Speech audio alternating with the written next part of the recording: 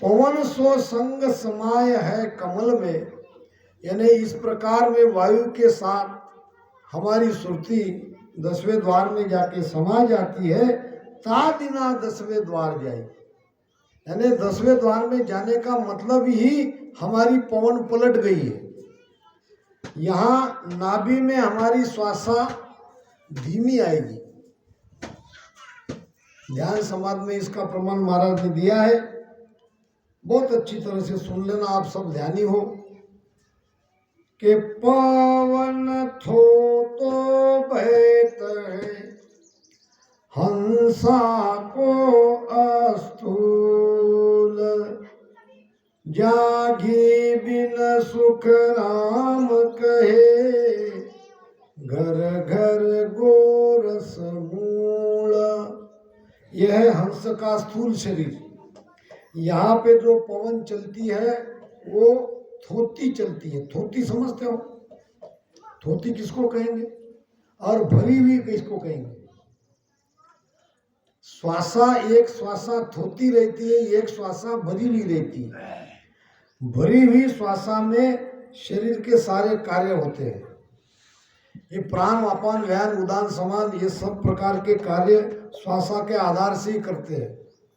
हमको क्रोध आता है तो उसका आधार ही श्वास है। किसी पर गुस्सा आता है, किसी को मारते हैं, उसका आधार श्वास ही है। क्योंकि श्वास में वो ताकत है, श्वासा भरी हुई है। यार ये श्वासा पूरी नाभि में आ रही है तो इस पर से ये सारे कार्य हमारे शरीर के हो रहे हैं। हम चलते हैं तो श्वासा के आधार से, हम बोल रहे हैं तो श्वासा के आधार से, आप सुन रहे हो तो श्वासा के आधार से। ये सब हो रहा है क्योंकि हमारी श्वासा अभी थोती नहीं हुई है, अभी भरी हुई है। मैं यहाँ जो बोल रहा हूँ मेरी भी श्वासा अभी थोती है। क्यों?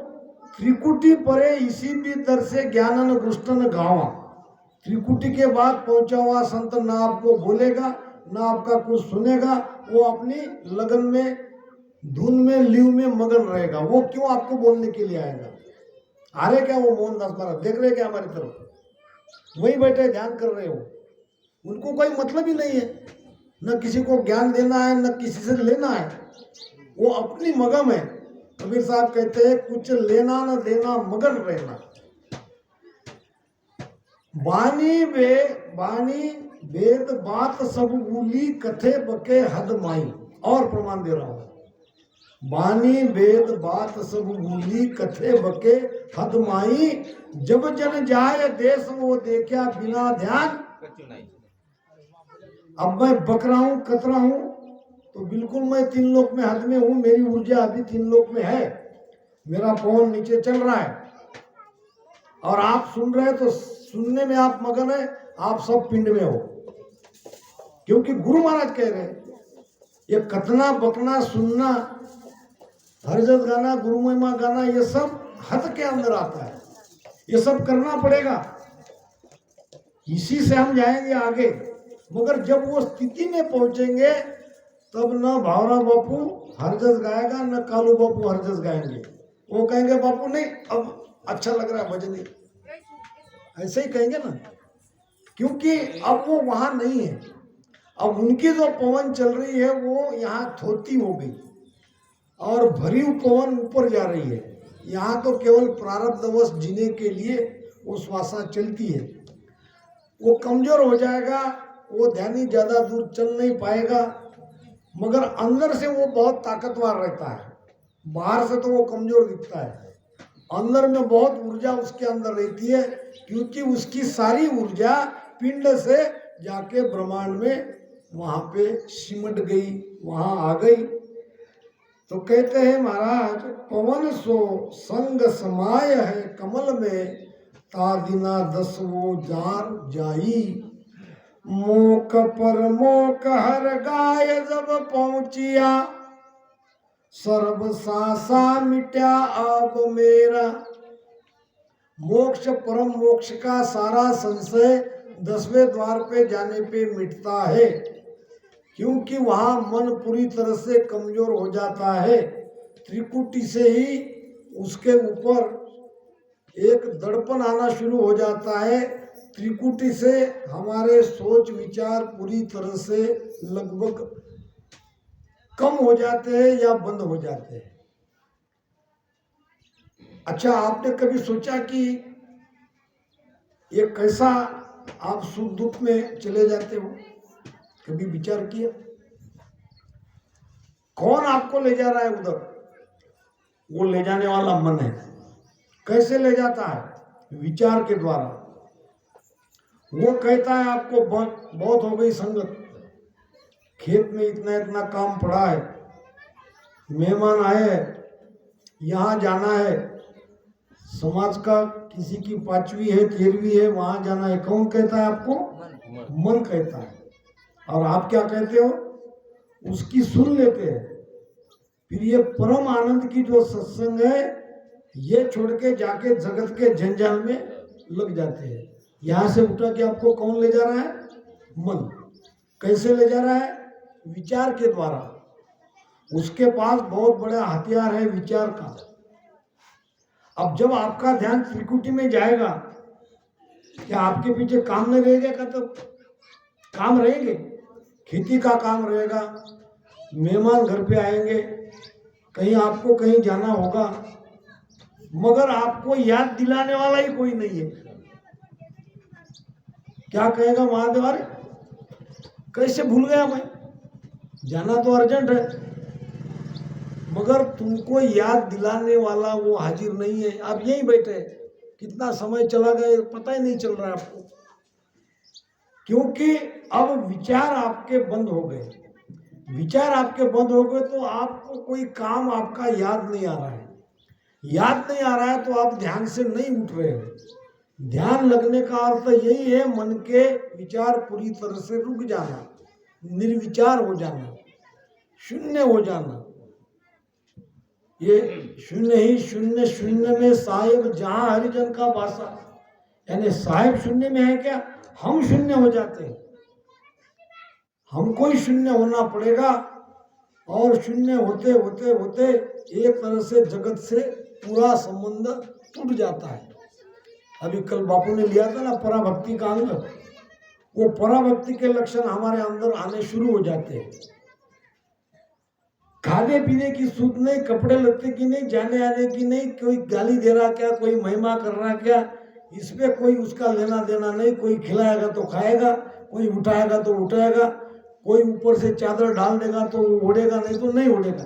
शुद्ध नहीं है, क्योंकि आप मन पूरी तरह से मर गया है। और यह है परम आनंद के लक्षण, यह है पराभक्ति के लक्षण। तो धीरे धीरे हम उस ओर जा रहे हैं, अभी गए नहीं है, मगर पूरी कोशिश हमारी चल रही है।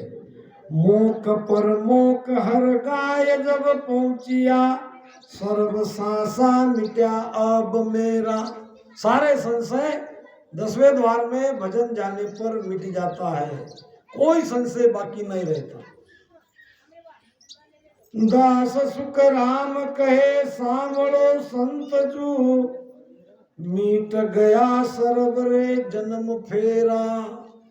महाराज फरमा रहे हैं कि सभी भजन करने वाले संत सुनो, दास सुख राम कहे सांवड़ो संत जू, मिट गया सरबरे जन्म फेरा।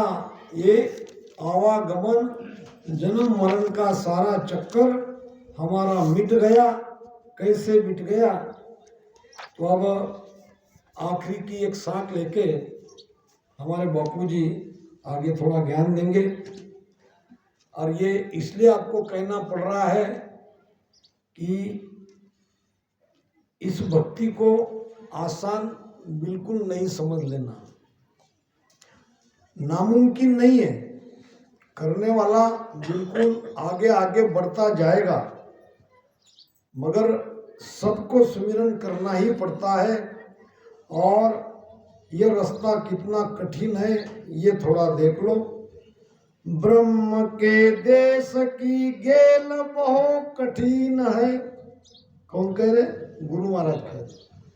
ब्रह्म के देश की गेल बहु कठिन है। डराने के लिए नहीं कह रहे, सावधान होने के लिए कह रहे हैं। बीच 2104 फाटा। रास्ते में ये 21 गाठिया है और 4 फाटे कौन से हैं? 4 फाटे हैं, 4 घाट। पहला सबसे महत्वपूर्ण घाट है पिचम का रास्ता खोलना, सुषुम्ना नाड़ी को जगाना। ये पहला बहुत बड़ा घाट है।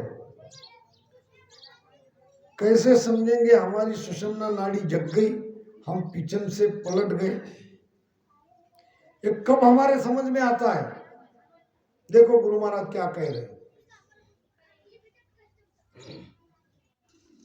कि जहां हम धोती पहरता रहा करारी तान, सुन सिस तू सुख राम कहे, शब्द लख्या परमान। पीछम से आपका हमारा शब्द पलट गया, इसका प्रमाण क्या है? जहां हम धोती पहनता, कहां पहनते हो आप धोती? धोती की गांठ कहां लगाते हो? कमर में। रहा करारी तान, यहाँ बहुत जोरदार दर्द होता है।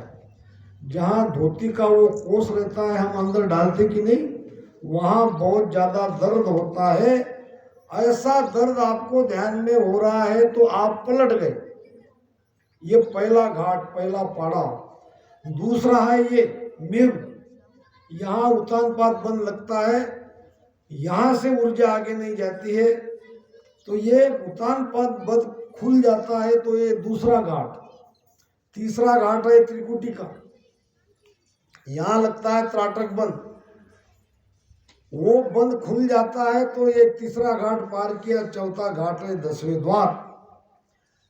तो 21 घाटे ये रीढ़ की हड्डी की, और ये 4 घाट ये पार करके जाना पड़ता है।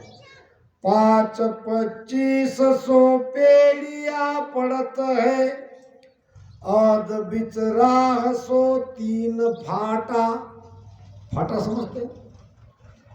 ये आगे जाके कहाँ, ये गांव कौन सा है? भोईनी में 3 फाटे हैं। कहाँ जा रहे? एक इधर जाना, एक कारंजे की तरफ, एक ऐसे 3 फाटे यहाँ भी है। क्या कह रहे महाराज? 5-25 पेड़िया पड़ते। पेड़िया नाम ये जिना पायरी। 25 कौन सी पायरी है? 5 विषय, 5 तत्व की 25 प्रकृतियां। 25 प्रकृति को बस में करना पड़ता है, तब जाएंगे उस देश में। और बीच में 3 फाटे हैं, ये 3 नाड़ियां 3 तरफ जाती है। आगे गेल दोए जा फूटी, सोच रहा मन माई, अब कहो कौन बतावे गेला, अमर लोक सत साई। आगे गेल दोए जा फूटी, ऐसे 2 इड़ा पिंगड़ा दोनों तरफ से जाती है। अब इधर से जाना कि इधर से जाना, मन वहाँ सोचता है, ध्यानी वहाँ सोचता है, और गुरु महाराज को प्रार्थना करता है, अब कहो कौन बतावे गेला, अमर लोक सत साई। फिर कैसे रास्ता मिलता है? सतगुरु शरण ज्ञान सब सोध्या, राम नाम लिवलाया, दोनों गेल रही पछवाड़े, बीचे रहा लखाया। एक बीच के रास्ते से, सुषुम्ना के रास्ते से राम नाम में जब लिव लगेगी तब वो लखने में आएगा। तो ये अद्भुत राह सो 3 फाटा, गुरु सुखराम जी महाराज 10 संबंध उन गेल के बीच है। अब अमरलोक के रास्ते के बीच में 10 समुद्र है। अब 10 समुद्र कौन से? ये 10 इंद्रिया, 5 ज्ञानेन्द्रिया, 5 कर्मेंद्रिया। ये इंद्रिया सब हमको हमारा अपना अपना भोग मांगती है।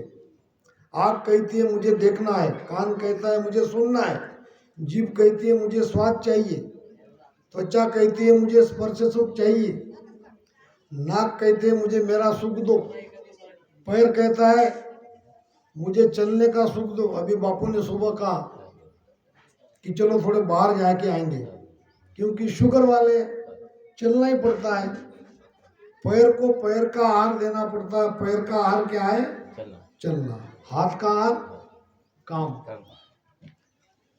गुदा का आहार मल त्यागना, और ब्रह्मस्थान का आहार क्या है? मूत्र त्यागना। ये सब अपना अपना भोग, ये सब इंद्रिया मांगती है। ये 10 समुद्र, एक समुद्र को पार नहीं करते। यहाँ तो 10-10 समुद्र बीच में हमको अड़ा रहे। 10 सौ समुद्र उन गेल के बीच है, 2 यजु राम के देश माई। अब 2 राम के देश में जाने वाली बहुत बड़ी बाधा है। एक है माया और एक है ब्रह्म। माया ये 3 लोक में हद में वो तकलीफ देती है, माया यहाँ से निकलने नहीं देती। और आगे ये ब्रह्म है। माया माता और ब्रह्म हमारा पिता है।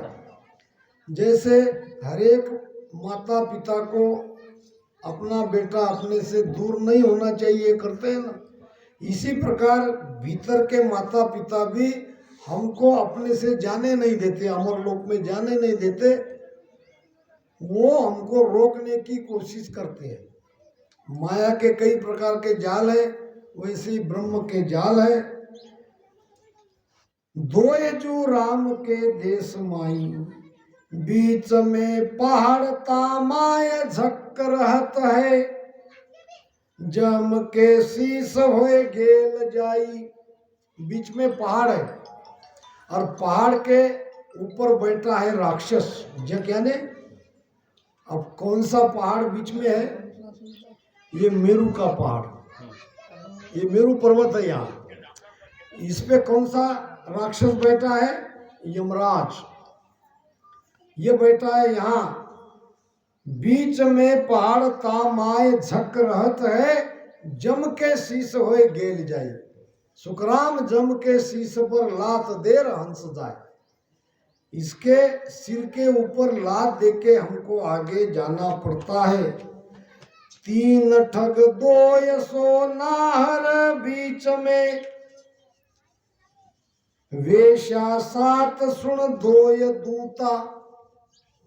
अब इतना ही नहीं, ये तो सब रोकने वाले हैं। बीच में बैठे हैं 3 ठग। 3 ठग कौन से? 3 गुण, रज तम सतो। ये 3 प्रकार का ज्ञान, ये 3 प्रकार के गुण, ये ठग है।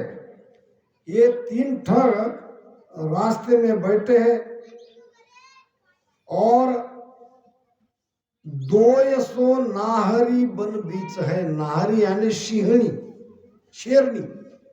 2 शेरनी वहां बैठी है रोकने के लिए। शिकार शेरनी करती है। जंगल में शेर शिकार कम करता है, शेरनी ज्यादा करती है। और एक बार शेरनी किसी के पीछे पड़ जाए, वो उसको छोड़ती नहीं है शिकार को। अब ये शेरनी कौन सी है? अहमता ममता। ये 2 शेरनी है। अहम, मैं। ये मैं का भाव जब तक रहता है ये बड़ा दुखदाई है। अहमता और ममता। ममता यानी मेरा, मेरा मेरा और मैं। ये तो गुरु महाराज कहते हैं, मैं मेरी में अबद गमाई, जन्म बदी तो भाता, शिवरण जिसा बिसरिया सोदा, ओ हीर मुसायो हाथा। कौन सा हीर? श्वासारूपी हीर। हमारे मोहनदास जी महाराज बड़ा सुंदर दृष्टांत बता देते। ये गाय चराने वाला था, शॉर्टकट में बता देता हूँ। रोज गाय चराने के लिए जंगल में जाता था। एक दिन उसे सोने का घड़ा मिला, हंडा। अब ऊपर से था काला काला, कई दिन उसे जमीन में रहते। अब उसको लगा ये लेके सिर पे लेके जाऊंगा तो लोग पूछेंगे क्या है क्या है क्या है। अंदर से उसे बहुत आनंद आया। अब वो गया नदी में और ऊपर से उसको मांझने लगा रेती से। ऐसे मांझते मांझते अब वो बहुत पुराना होगा। नीचे से उसको गिर गया छेद गिरा, उसमें जो सोने की मुद्राएं थी वो सब चली गई पानी में ही जाएगी ना, और पानी था गहरा। अब वहां जाके पकड़ के वो रोने लगा, हाय धोवत गई, हाय धोवत गई, धोवत गई। अब घर पे आया वही रट लगाते, हाय धोवत गई, धोवत गई, धोवत गई। पत्नी ने कहा क्या हुआ? अब पूछो मत, धोवत गई, धोवत गई, धोवत गई। फिर पिता ने पूछा, बेटा क्या हुआ? तो पिता को उसने कहा कि ऐसा ऐसा हो गया, आज तो हम माला माल हो गए थे, मगर कुबुद्धि मेरे अंदर आ गई और मैं धोने के लिए नीचे नदी में गया। अब पानी बहुत गहरा है, सारी मुद्राएं धोते धोते पानी में चली गई, हाय धोवत गई। अब पिता भी रोने लगा, क्यों धोया था? ये यहाँ बैठा, वो वहां बैठा। सास आके गए, क्या तुम दोनों बाप बेटे पागल हो गए हो? ये कहता है धोवत गई, दूसरा कहता है क्यों धोया था, क्यों धोया था। तो ऐसे भजन सुमिरन नहीं करेंगे तो हमको भी उस बाप बेटे के जैसा पछताना पड़ेगा। तो तीन दो ठग दोय सो नाहर बन बीच है, ये अहमता बहता ममता, दोनों सिहनी उस रास्ते में है। वेश्या सात सुन दोय दूता। अब सात वेश्या कौन सी है? ब्रह्म के लोक में ब्रह्म का रास्ता बड़ा कठिन है। एक वेश्या मिल जाए तो उसका पार होना कठिन है। यहाँ तो सात सात बैठी है, सात सात वेश्या से पार कैसे करोगे? अच्छा ये वेश्या है कौन? ये सात छेद, ये सात छेद वेश्या है। वेश्या जैसा अपना भोग मांगती है, पैसा कमाती है, इसी प्रकार ये सब इंद्रिया हमको हमारा भोग मांगती है। जाओ मत उधर, देखो दुनिया कितनी सुंदर है। आँख कहती है मुझसे देखो, कान कहता है कितना बढ़िया संगीत है, सुनो। ये सात वेश्या बीच में अपना अपना हार मांगती है। और दो दूत है वेश्या के, वो कौन सा है? राग द्वेष। राग द्वेष से दूर होना चाहिए। ये राग द्वेष हमें 10वें द्वार में नहीं जाने देता। राग यानी क्रोध नहीं, राग यानी प्रेम, संसार से प्रेम, जगत से प्रेम। और द्वेष, किसी का द्वेष मत करो, मत्सर मत करो। अगर इतनी ऊंची स्थिति में पहुंचने पर द्वेष आता है तो वो वहां पहुंचा नहीं है, द्वेष ने उसे बीच में रोक लिया है। तो राग द्वेष से हमको अलग होना है, वितरागी बनना है, राग द्वेष से रहित बनना है। दास सुख राम कहे सर्व ये जीतिया, तादिना आदगर जाय पूता।